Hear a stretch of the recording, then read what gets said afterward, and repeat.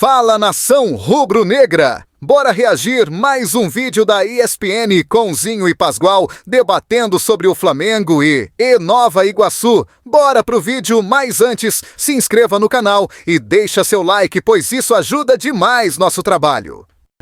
Zinho, agora a gente tem um Nova Iguaçu que tem o Carlos Vitor no comando, a gente ouviu o treinador, mas já queria trazer o confronto, a gente vai falar isso ao longo da semana, da final. Nova Iguaçu, claro. Eu não vou perguntar para você quem você acha que é o favorito, que imagino que seja o Flamengo. Mas aí eu te pergunto, quanto você acha que vai dar jogo? Quanto esse Nova Iguaçu pode aprontar de novo, Zinho?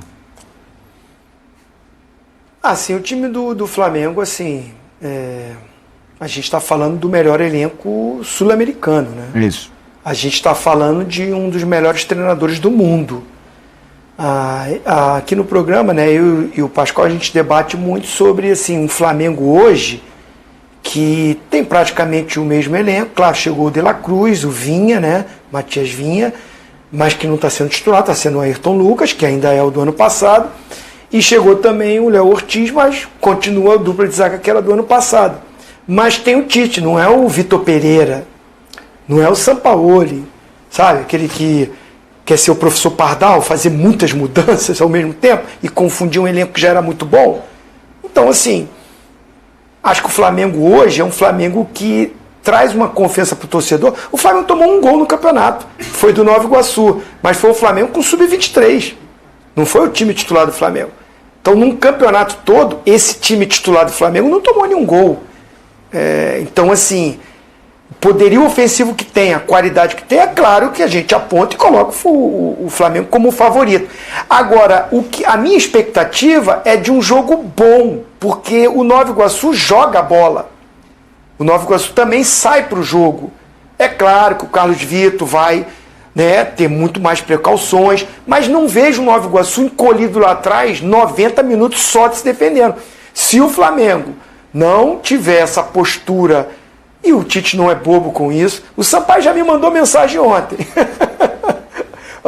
Coração, como é que tá e tal? Porque é claro, né? É a minha mãe, é o Flamengo que me criou, é o Flamengo que me projetou, é o Flamengo que me lançou pro futebol, é a minha mãe, me criou.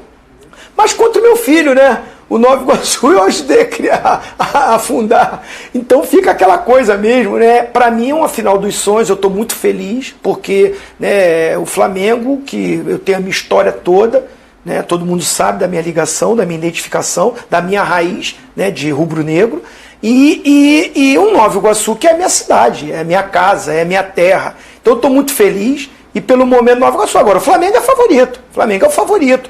O Flamengo tem tudo, né, nas mãos, depende dele. Agora, tem um amigo meu, Felipe, para encerrar, que fala um negócio para mim. É melhor jogar, hein? É melhor jogar. É melhor jogar. O futebol proporciona isso. O futebol proporciona isso. É o gigante Flamengo, maravilhoso, espetacular, mas contra uma sensação. E isso está trazendo uns comentários, né, uma alegria aqui no Rio de Janeiro, porque é uma final diferente, primeira do Nova Iguaçu, contra o poderoso Flamengo e o jeito de jogar dessas duas equipes que agradam a todos. Vamos fazer o seguinte, vamos trazer, o Flamengo passou, quero ouvir você, Pascoal, quero ouvir você, Elton Serra, também sobre essa final, mas o Flamengo passou pelo Fluminense. E o Diniz, atual campeão da Libertadores, está aqui, ó, tem sorteio hoje, Libertadores e Sul-Americana a partir das 7h45 na sequência do UFC. Diniz estava bravo. Fala aí, Diniz. Não foi aquela coisa simplista e quase que idiota de achar que Ganso e Renato Augusto não podem jogar junto. Isso é uma coisa que irrita. Aliás, hoje, para aqueles que gostam desse tipo de comentário e fica, tipo, deformando a opinião do torcedor, isso é deformar a opinião da torcida.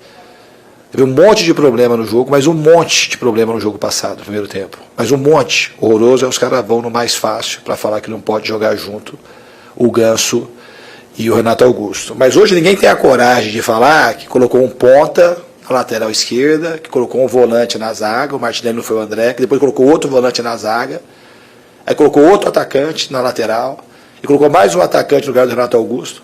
Vocês esperam a carniça dar errado para falar, porque ninguém tem personalidade para falar isso aqui está errado e sustentar. Do mesmo jeito que vocês tentaram o ano passado, falaram o ano inteiro que não podia jogar Felipe Melo e Marcelo. Foram campeões carioca, foram campeão da Libertadores, foram campeão da Recopa, ficou em 7º, foi uma boa colocação no Campeonato Brasileiro. Aí vocês ficam assim, criando esse tipo de coisa. Tudo falso tricolor que fica assim, com um blogzinho, achando que está falando alguma coisa e fazendo muito sucesso. Tava bravo, Fernando Diniz.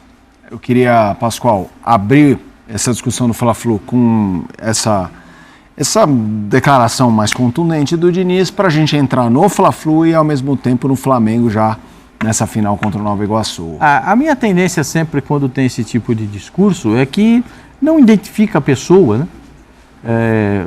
Isso fica ruim até para ele, né? Porque é como se ele estivesse vociferando e mandando o recado e a pessoa que recebe o recado nem sabe para o que é. Aí todo mundo que está lá se sente constrangido. Todo mundo que está na sala de imprensa, todos nós já estivemos aqui em salas de imprensa e em entrevistas, algumas vezes das nossas vidas, né? Então, todos se sentem constrangidos. Pô, será que eu falei alguma coisa? É comigo? Não, é com o Elton? É o Felipe Elzinho? Quem é? Sou eu? A gente não sabe. Exatamente. A gente não sabe, é um constrangimento geral. Então, a minha tendência é não gostar desse tipo de coisa. Agora, se o treinador fala assim, você falou isso, está errado, você disse isso, vamos discutir a respeito disso, acho legal. O treinador tem o direito de um dia de estar irritado. Ele estava irritado ontem, no sábado, porque o time não se classificou. Mas ele botou o Marquinhos, um canhoto pela direita. Não é a primeira vez que isso acontece na vida. E não é a primeira vez que o Marquinhos joga de lateral direito. Ele jogou com o Rogério Ceni no São Paulo de lateral. Também não é novidade para o garoto, né? Também não é novidade para ele. Ele é bom jogador, mas na ponta direita. Ele dá ponta com a perninha esquerda para dentro, ele é bom jogador. Sim. Agora jogou na lateral. Entendo as necessidades, as ausências, que para mim as ausências demarcaram o time do Fluminense nessa partida. O Flamengo fez um jogo meramente burocrático. Eu esperava mais do Flamengo. O Tite também sai meio que cozinha com o time, mas ele não vai falar na entrevista coletiva. Mas ele sabe que o time jogou abaixo do que pode, porque numa condição normal, diante de uma circunstância dessa, os 2-0 é jogar com o regulamento, não pelo regulamento. O Flamengo não jogou pelo regulamento, jogou com o regulamento. Jogou descansando, como a gente diz na gíria do futebol. E aí se classificou. Agora, o primeiro jogo, não. O primeiro jogo é aquela música, não sei quem canta, é Atropelamento e Fuga. Sabe, automóveis, atropelamento e fuga, não tem essa música? Eu me lembro de bastante disso aí. Mas depois o pessoal acha, ver quem canta isso. Foi o que aconteceu no primeiro jogo. Olha, Thiago, são falsos tricolores. Puxa vida, é difícil. É difícil. O Fernando Diniz tem todo o direito de ficar irritado. Todo o direito. Assim como o jornalista, eu não sei porque hoje tem muita gente que escreve tudo, fala tudo, sobre tudo, e a gente não consegue identificar todos. É uma verdade, porque há uma gama enorme de blogs, de YouTube, com o que mais que tem? Do X, dos Cambal de Madureira. X, olha lá. Do X, dos Cambal de Madureira. Eu não sei todos eles, porque tem tanta coisa que você não consegue enumerar todos.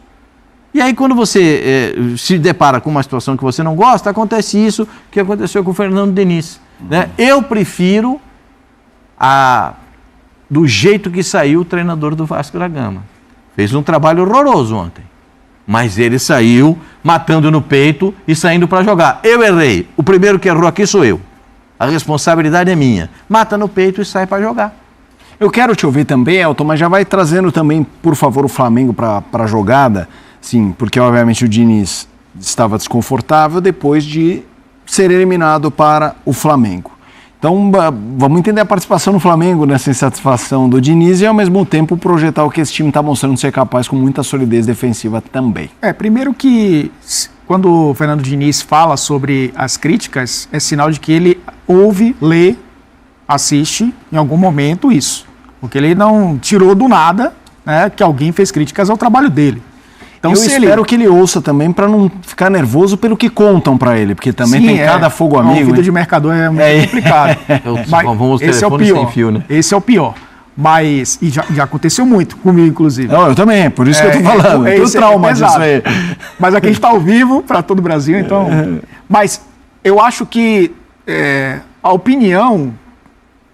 E isso está acontecendo hoje na nossa sociedade, a discussão da rua está indo para a internet e sendo vista por várias pessoas. Então, é o torcedor do Fluminense criticando o trabalho dele. Se ele está levando uma crítica de um torcedor como uma opinião que vai interferir no trabalho dele ou no próprio...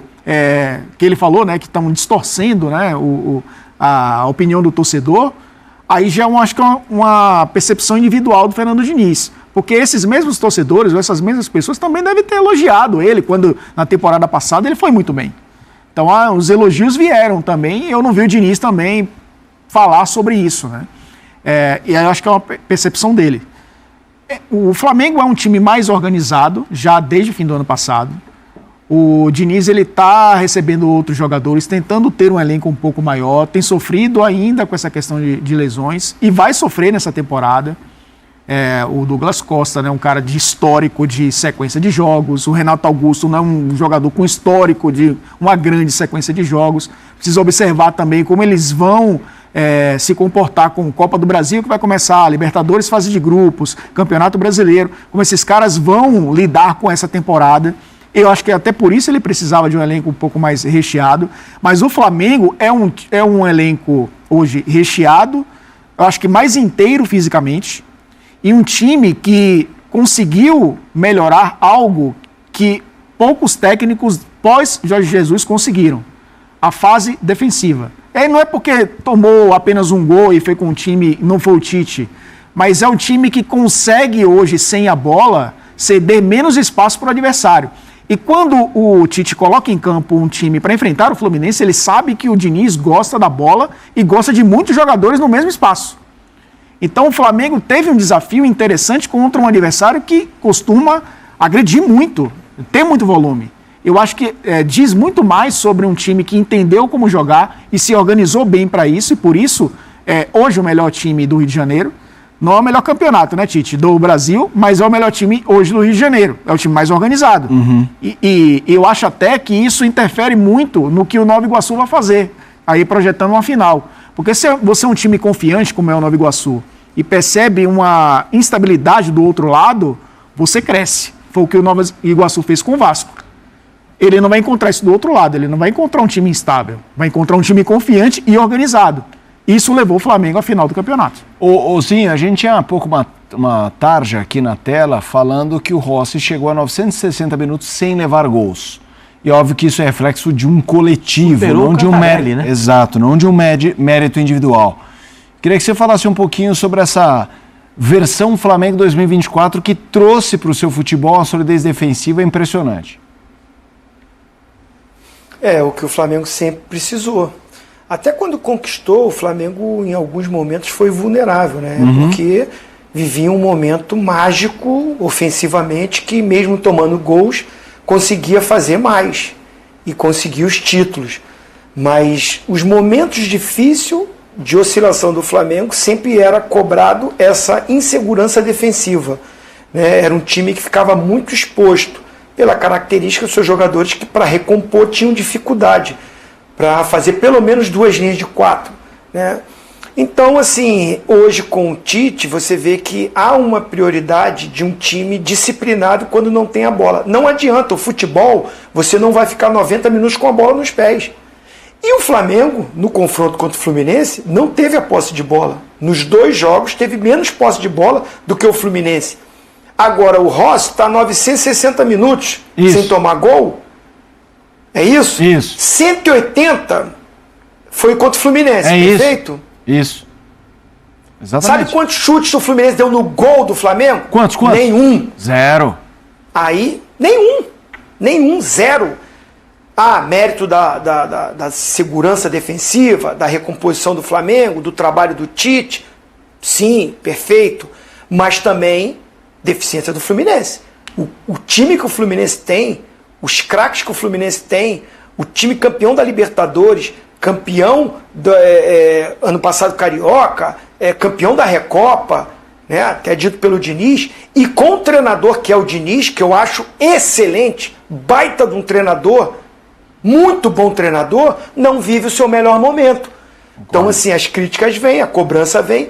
Eu acho que o Diniz não tem que ficar dando muito bola para isso, procurar até, eu particularmente acho que assim, cara, não vem me contar nada não quero ver programa, não quero ver comentário, porque eu sei que a fase não tá boa, os resultados não vieram, claro que não vai vir elogio, né? O que não pode ter é a falta de respeito. Se o Diniz desabafa ali porque ele foi desrespeitado, usaram palavras assim, ofendendo, aí ele tá certo. Agora, se foi crítica tática, técnica, de escolha, aí assim, cada um tem a sua função, vai comentar, sem desrespeitar, mas eu acho que assim, comentar, olha, eu acho que não é legal, Ganso e Renato Augusto não encaixou, é minha opinião, né? Cada um dá a sua opinião e respeitando aquilo que o treinador, e nunca contestando o nível que é o Fernando Diniz.